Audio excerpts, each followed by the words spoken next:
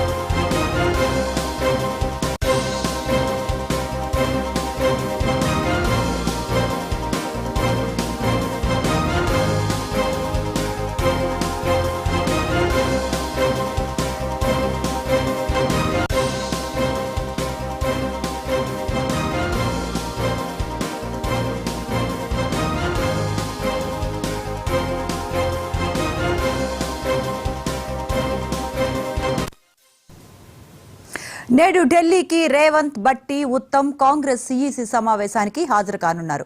మిగిలిన 4 పార్లమెంట్ స్థానాలపై కూడా కసరత్తు చేసే అవకాశం ఉంది.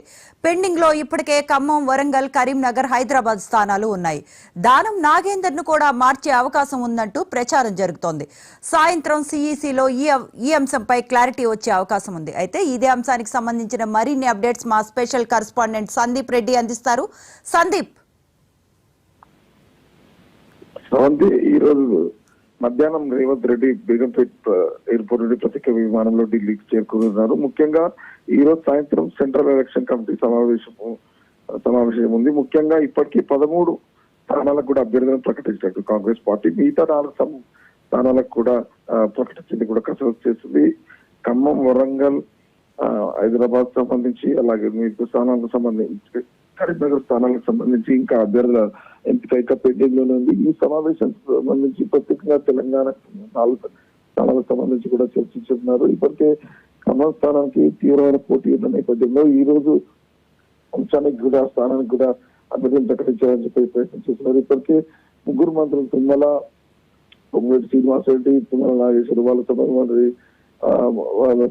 కుటుంబ సభ్యులను కూడా బరిలో దించాలని ప్లాన్ చేస్తున్నారు. అయితే ఒకవేళ కనుక అక్కడ వారికి కనుక ఇవ్వకపోతే బీసీ అభ్యర్థిని అక్కడ బరిలోకి దించేందుకు కూడా ప్లాన్ చేస్తున్నారు. అలాగే కరీంనగర్ సంబంధించి మాజీ ఎమ్మెల్యే అల్లారెడ్డి ప్రవీణ్ రెడ్డి పేరు కూడా ప్రకటించే అవకాశం ఉందని కూడా చెప్పవచ్చు. వరంగల్ సంబంధించి ఇప్పటికే 3 స్థానాలు రిజర్వ్ స్థానాలు మానవ సామాజిక వర్గానికి కూడా స్వీకరిస్తున్నారు. ఇక్కడ ఇటీవల పార్టీలో చేరినటువంటి టీఆర్ఎస్ పార్టీ సంబంధించిన ఎమ్మెల్యే కడియం శ్రీ కూతురు అయినటువంటి కడియం కావ్య కూడా ఇచ్చేందుకు కూడా ప్లాన్ చేస్తున్నారు కూడా చెప్పచ్చు. ఏదేమైనా సెంట్రల్ ఎలక్షన్ సమితి సమావేశంలో ఈ రోజు రేవంత్ తో పాటు సిడబ్ల్యూసీ మంత్రి ఉత్తమ్ కుమార్ రెడ్డి, అలాగే డిప్యూటీ సీఎం భట్టి విక్రమార్క, తెలంగాణ కాంగ్రెస్ వివరాల ఇన్ఛార్జ్ దీపదాస్ నుంచి కూడా హాజరు. ఈ రోజు సమావేశం అనంతరం కూడా ఈ రోజు సాయంత్రం లేదా రేపు ఉదయం వరకు కూడా మిగతా 4 స్థానాలు కూడా ప్రకటించే అవకాశం ఉందని చెప్పవచ్చు. Right, thank you Sandeep.